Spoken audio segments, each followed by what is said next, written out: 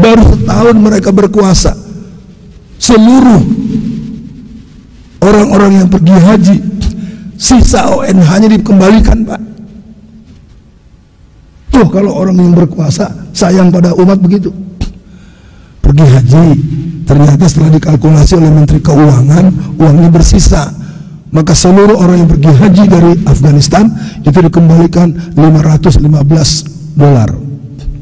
Jadi mereka pegang sekitar 7 juta sekian. Sekarang kita udah lunas, mau pergi nggak bisa.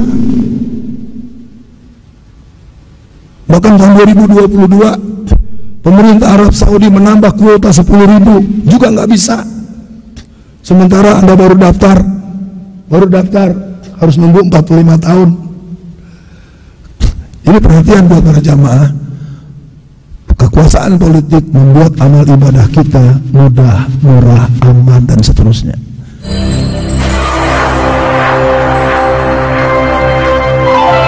Kita perlu bertanya sebetulnya, ada berapa orang di masjid ini yang punya visi politik untuk memenangkan kepentingan Islam?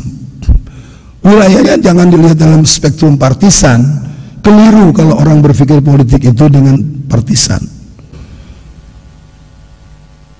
Artinya apa? Bahwa kita harus melihat sesuatu itu menguntungkan atau tidak buat Islam dan umat Islam. Undang-undang perkawinan tahun 1973 itu digagalkan oleh seorang perempuan yang bernama Mariyati Nasution. Bagaimana demonstrasi yang efektif pada tahun 1974. Mariyati Nasution seorang mahasiswi yang seorang aktivis pelajar Islam Indonesia. Jadi ketika mereka berdemo, mereka manajemen demonya total.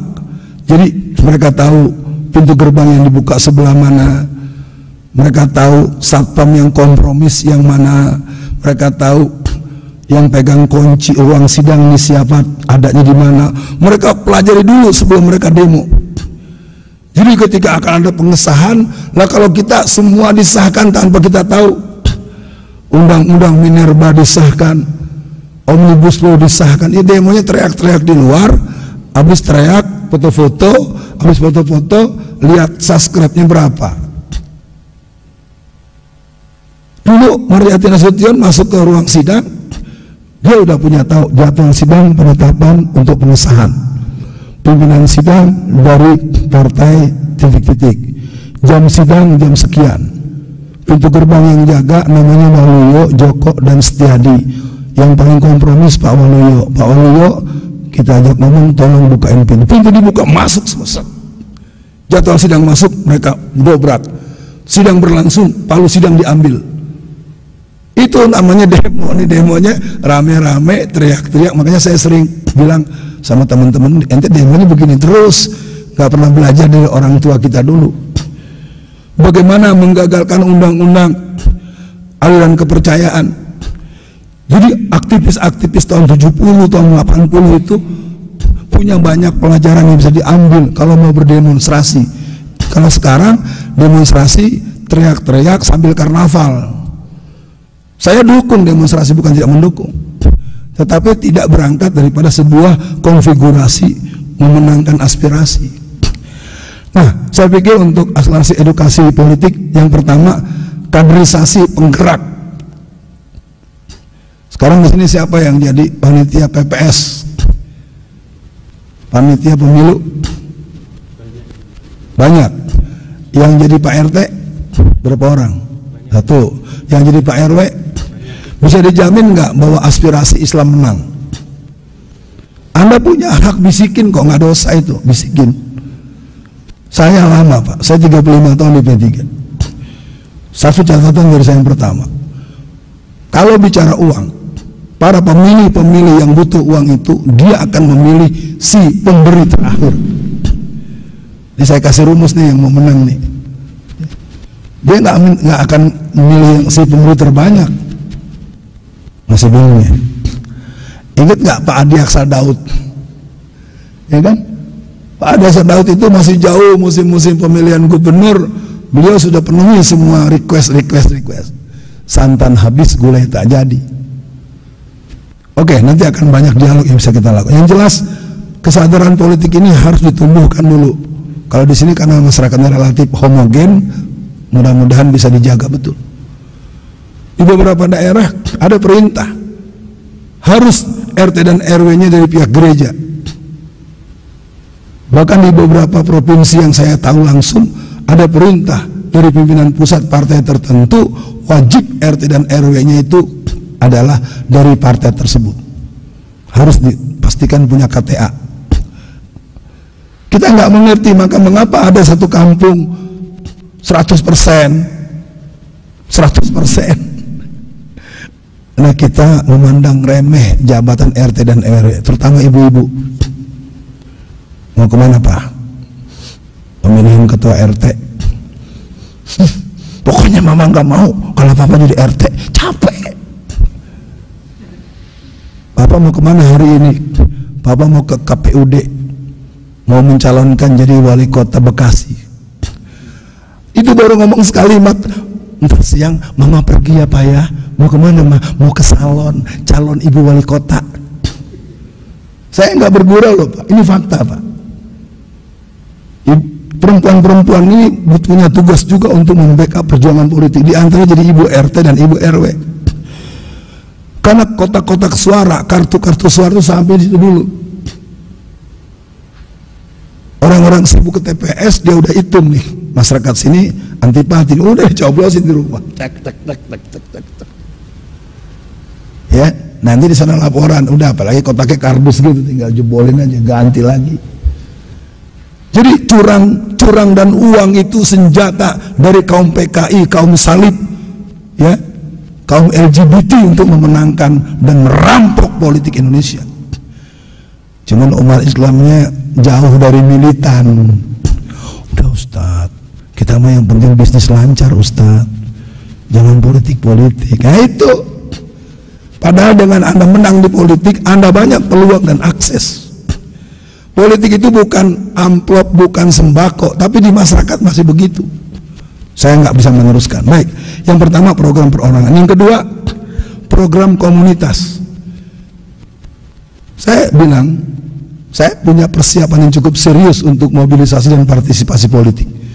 Tapi saya nggak mau membahas ini secara terbuka begini. Kesian umat Islam, kalah terus. Kita kenapa kalah? Karena kita tidak pernah merancang kemenangan. Ketika musuh-musuh dengan tegas mengatakan yuriduna liyutfi'u nurallahi bi afwahihim wallahu mutimmu nurihi walau karihal kafirun. Ini jamaah sekalian, untuk bidang politik umat Islam saya tidak mampu lagi membahasakannya.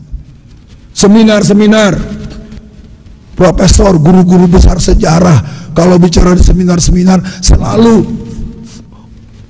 Islam gak bakal menang, Islam gak mungkin menang. Bapak bisa bikin makalah dengan referensi, dengan literasi, dengan analisis, dengan sumber bacaan, bisa mengatakan politik Islam selalu kalah. Kenapa Bapak nggak bikin makalah strategi membangun kekuatan politik umat Islam? Saya tahu panitia nggak minta itu. Biar tahu saja tuan-tuan, kenapa umat Islam begitu drop di bidang politik? Karena orang-orang itu jidatnya hitam juga, tapi materinya Pak, kelemahan dan kekalahan politik umat Islam begitu terus. Nggak dibahas analisisnya, bagaimana bisa menang, bagaimana membangun kekuatan, bagaimana pembasisan.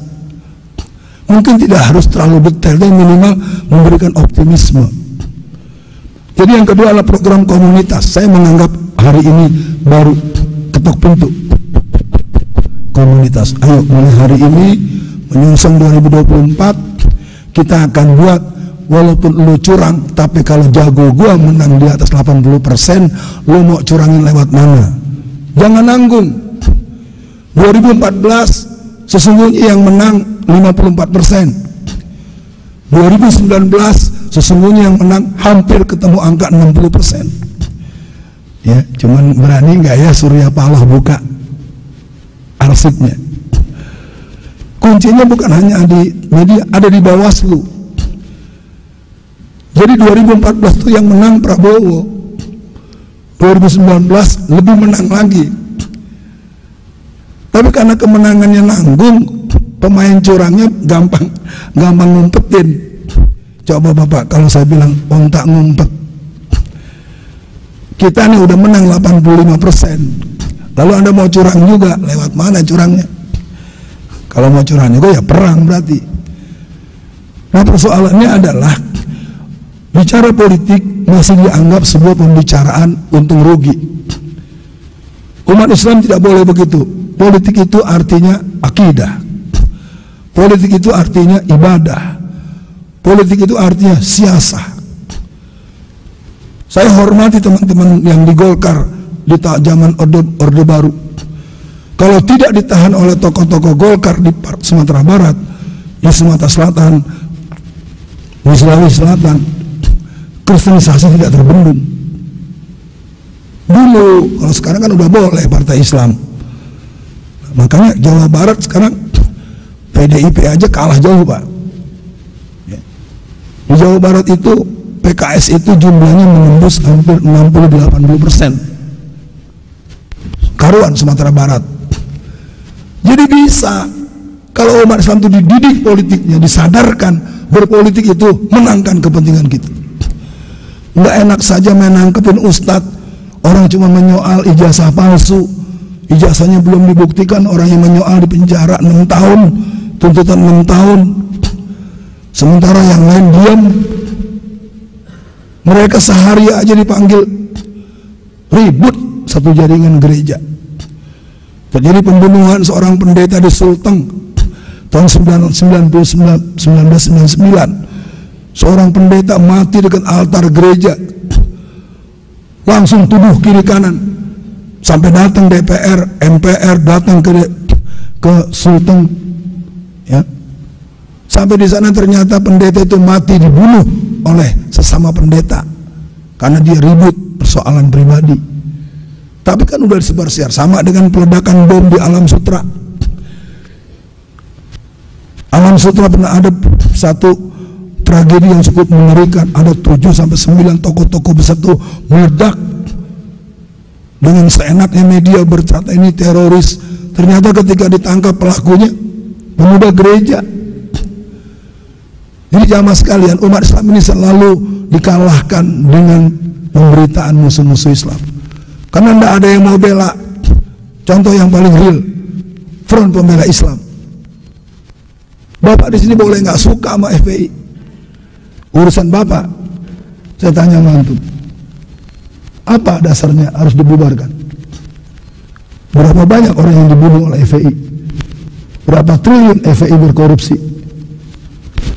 Yang namanya pembubaran itu kan berarti sama juga kita berkeluarga, cerai.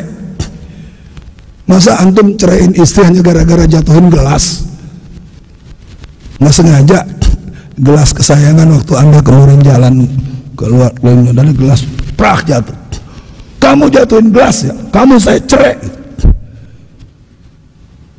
Pak, saya tanya Pak, kenapa FPI dibubarkan? Saya tidak perlu bertanya bapak-bapak suka atau tidak dengan FPI.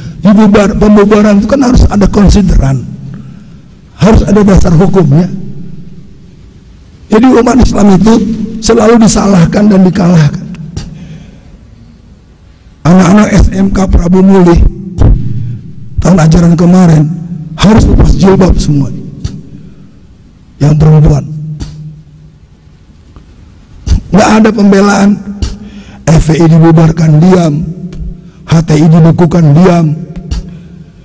Jadi kita ini memang mayoritas, tapi memang punya nyali minoritas.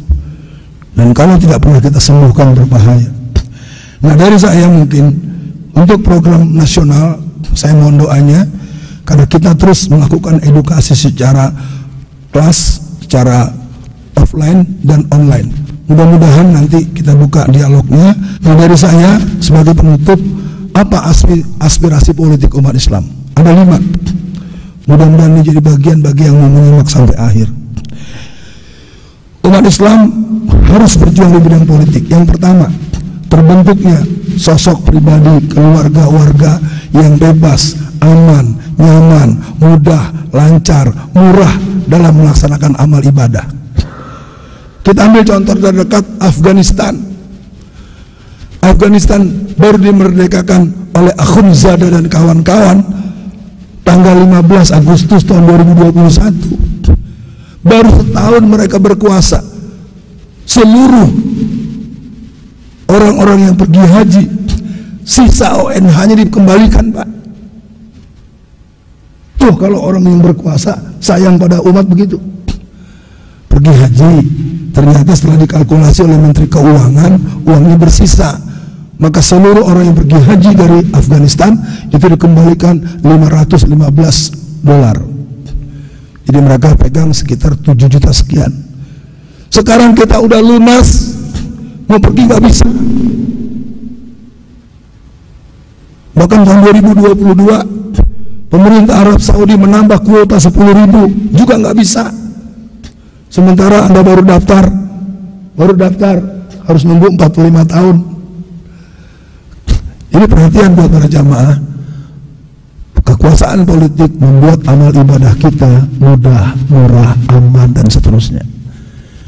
Yang kedua, politik kita menuntut keberadaan sosok pemimpin dan kepemimpinan yang menjadikan Quran dan Sunnah sebagai rujukan teori dan praktek. Saya pikir statement Ustadz Adi Hidayat dalam penerimaan Dr. Honoris Causa yang sesungguhnya, ya, karena ada Honoris Causa Jejaden kalau bahasa Banten. Tahu Jejaden nggak, Pak? Apalagi Profesor Honoris Causa, ketahuan banget nggak ngerti sistem akademik. Profesor itu adalah sebutan yang diberikan kepada seorang doktor yang sudah mengajar minimal 10 tahun baru dapat profesor. Jadi orang Profesor Honoris Causa menjadi aneh bin ajaib. Jadi yang kedua, bicara politik kita bicara sosok pemimpin yang kepemimpinannya bisa, walaupun bukan dia langsung, ada watimpresnya, ada menteri agamanya. Yang ketiga, aspirasi politik kita adalah tegak dan tegasnya penerapan halal dan haram. Kenapa anak-anak muda kita susah datang? Kita harus koreksi apakah makanan yang kita berikan halal dan haram itu adalah efeknya besar terhadap kerajinan ibadah, terhadap penerimaan terhadap tausiah, terhadap kemampuan menjaga iffah, menjaga akhlak. Kita semua dengar Jawa Timur, Jawa Tengah, Jawa Barat, KUA itu kedatangan ratusan, sampai ada yang 328, ada yang sampai 400 anak SMA kelas 2 minta dinikahkan segera. Sudah hamil, Pak. Yang keempat, bebasnya masyarakat dari riba, dari LGBT, kemaksiatan, kemusyrikan, dan lain-lain. Bapak bayangkan, katakanlah saya ini jadi gubernur gubernur Banten deh, ya. Ini kita ilustrasi dulu sebelum ditutup. Edaran gubernur Provinsi Banten. Setelah melihat situasi dan dinamika dakwah, maka setiap masjid di Banten akan dibantu 100 juta bagi jamaah subuhnya yang lebih dari 8 saf. 2. Imam masjid yang belum punya rumah, pertama ditanya dulu kuliahnya udah selesai apa belum, milih mau dibikinin rumah atau kuliah sampai S3. Poin-poin yang dibuat tertera. Alfian Tanjung, Gubernur Banten. Kalau itu edaran keluar, Pak, bisa terwujud nggak, Pak? Ya terwujud. Itu namanya selembar kertas. Bukan mana kerudungan, mana sembako. Bukan, Bapak, di sini nggak begitu. Tapi di masyarakat umum itu masih begitu. Yang terakhir, terbentuknya sistem sosial dengan relasi rahmatan lil alamin. Jadi ayat wa ma arsalnaka illa rahmatan lil alamin itu dipakai kalau kita sudah berkuasa. Ente tertindas bacanya ayat gituan terus, ayatnya nggak salah, posisinya salah, ya. Ketika digebukin, ketika masjidnya dibom, ada kepala anjing, oh syariat kita rahmatan lil alamin, goblok. Kan begitu terus. Kita kalau dengar omongan-omongan pejabat, ayat itu yang dikeluarkan. Masjid dibakar, pesantren Muhammadiyah yang di Cemetuk Celuring Banyuwangi yang dihancurkan, pelangnya digolok sudah 2 kali 3 kali. Perguruan Muhammadiyah di Mandailing, Natal, Sumatera Utara, udah berapa ratus fasilitas Islam yang dihancurkan. Lalu Anda dibacakan ayat, wa ma arsalnaka illa rahmatan lil alamin. Keren banget ya, nggak ngerti saya. Jadi yang jelas, dengan adanya kajian pagi ini, kita mulai menyatakan pemilu 2024 adalah saatnya umat Islam merebut kekuasaan di semua sektor. Pilih partai Islam, pilih caleg Islam, pilih gubernur yang berpihak pada kepentingan Islam, bukan agamanya yang Islam.